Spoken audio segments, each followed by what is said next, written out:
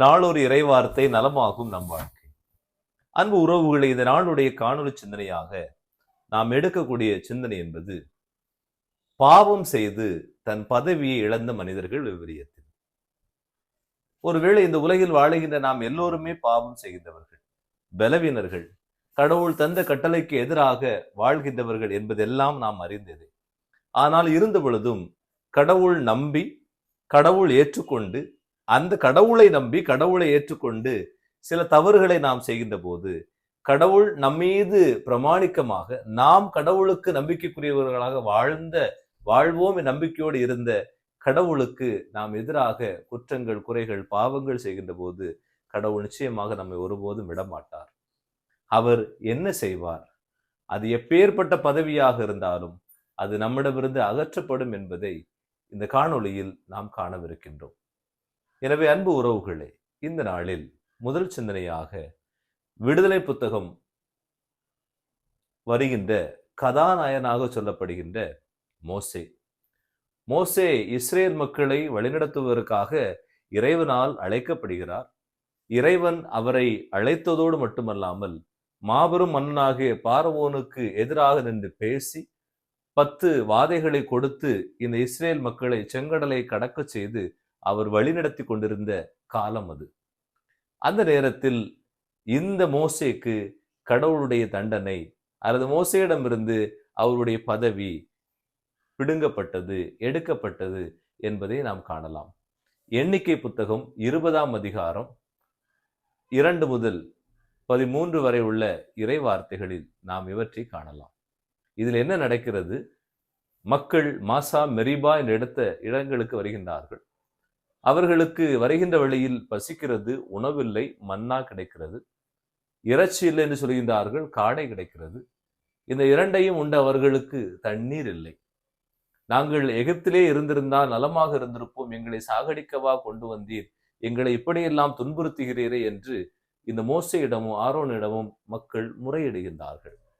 எனவே கடவுள் அவர்களுக்கு முன்பாக இந்த மோசேக்கும் ஆரோனுக்கும் கட்டளையிடுகிறார். இதோ இந்த பாறை, இந்த பாறை மீது நீ ஒரு முறை உன்னுடைய கரங்களில் இருக்கின்ற கோலால் தட்டு, தண்ணீர் வரும் என்று சொல்கிறார்.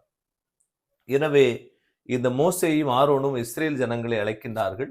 அந்த பாறை மீது இவர் 2 முறை தட்டுகிறார். 2 முறை தட்டவும் தண்ணீர் பீரிட்டு வருகிறது. மக்கள் மீண்டுமாக கடவுளை நம்புகின்றார்கள், ஏற்றுக்கொள்கிறார்கள். இதெல்லாம் ஒரு பக்கமாக இருந்தாலும் அழகாக இறைவார்த்தை சொல்லும், நீ என்னை சந்தேகித்தாய், நீ என்னை நம்பவில்லை, நான் சொன்ன வார்த்தைக்கு நீ கட்டுப்படவில்லை, ஏனென்றால் நீ 2 முறை தட்டினாய் என்று சொல்லப்படுகிறது. அதன்படியாக கடவுள் இந்த மோசேயை, இஸ்ரேல் மக்களை வழிநடத்திய மோசேக்கு கொடுத்த தண்டனை என்பது, கானான் தேசத்திற்கு நீ செல்ல மாட்டாய், தூரத்திலிருந்து அந்த தேசத்தை பார்ப்பாய், ஆனால் கானான் தேசத்திற்கு உன்னால் செல்ல முடியாது, ஏனென்றால் இவர் கடவுளுக்கு எதிராக பாவம் செய்தார்.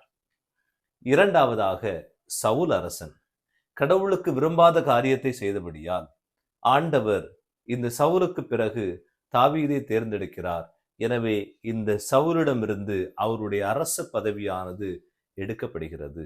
இதை நாம் 1 சாமுவேல் புத்தகம் 16ஆம் அதிகாரம் 14வது இறைவார்த்தையில், ஆண்டவருடைய ஆவி சவுலை விட்டு நீங்கி ஆண்டவர் அனுப்பிய அந்த ஆவி அவரிடமிருந்து பிரிந்தது, தீய ஆவி சவுலுக்குள்ளாக நுழைந்தது என்று நாம் வாசிக்கின்றோம். இதற்கு பிறகுதான் இந்த சவுல் தாவீதை கொல்வதற்காக எல்லாம் அவர் தேடுவார் என்ற வரலாறு நிகழ்வுகளை நாம் அறிந்திருக்கிறோம். மூன்றாவதாக நாம் தானியேல் புத்தகம் 5ஆம் அதிகாரத்தில் வாசிக்கின்ற பெல்ஷதார் அழைக்கப்படுகின்ற மனிதன். இவர் அங்கு இருக்கிற எல்லா மக்களோடு வாழ்ந்து கொண்டிருக்கிறார். ஒரு விருந்து படைக்கின்றார்கள்.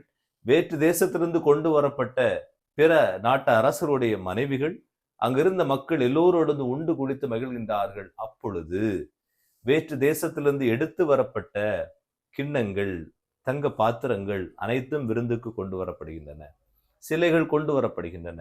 அந்த விருதின் இறுதியில் இவர் யாவே கடவுளை மறந்துவிட்டு வேற்று கடவுளிடமிருந்து, வேற்று நகரத்திலிருந்து கொண்டு வரப்பட்ட பொருட்களை, தெய்வங்களை எல்லாம் பெருமையாக பேசுகின்றார்கள். அதன் அடிப்படையாக இவருக்கு கடவுள் கொடுத்த அந்த உன்னதமான ஒரு முதன்மையான இடம் என்பது இவரிடமிருந்து பறிக்கப்படுகிறது. அதற்கு அடுத்தபடியாக ஆமான், எஸ்தர் புத்தகத்திலே 7ஆம் அதிகாரத்தில் இந்த ஆமானை குறித்து நாம் பார்ப்போம். இந்த மொர்தெகாய் என்பவருக்கு எதிராக ஆமான் ஒரு மிகப்பெரிய சூழ்ச்சியை செய்கிறார். சூழ்ச்சியை செய்த பொழுதும் ஆண்டவர் மொர்தெகாய் பக்கமாக நின்றார். அதன் அடிப்படையில் அரசனுக்கு அடுத்து இந்த ஆமான் இருந்தார். அவருடைய பதவி ஒரு வேற ஆளுநர் பதவி என்று கூட சொல்லலாம். அந்த பதவி அவரிடமிருந்து பறிக்கப்படுகிறது. அவர் கைகளில் கொடுக்கப்பட்ட அந்த மோதிரமானது அவரிடமிருந்து எடுக்கப்படுகிறது.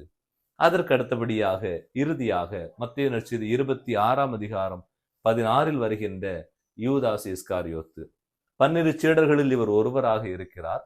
அந்த 12 பணப்பை இவரிடம் இருக்கிறது.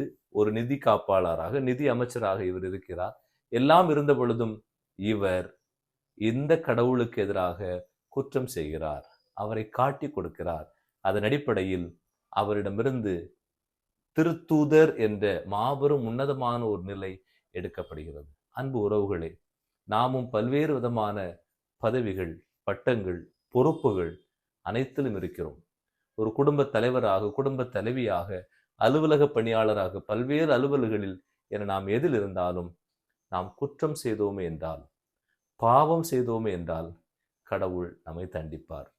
ஒருவேளை அது தற்பொழுது நடக்கவில்லை என்றாலும் கூட அந்த குற்றங்களுக்கு இறைவனால் தண்டனை உண்டு என்பதை இறைவன் நமக்கு விளக்கி கூறுகிறார். எனவே இந்த நாளில் நாம் இருக்கின்ற பொறுப்புகளுக்கு உண்மை உள்ளவர்களாக, நம்மை பொறுப்புகளில் அமர்த்திய இறைவனுக்கு உண்மை உள்ளவர்களாக வாழ இந்நாளில் நீங்கள் தொடர்ந்து பயணிக்க உங்களை வேண்டுகிறேன். நன்றி.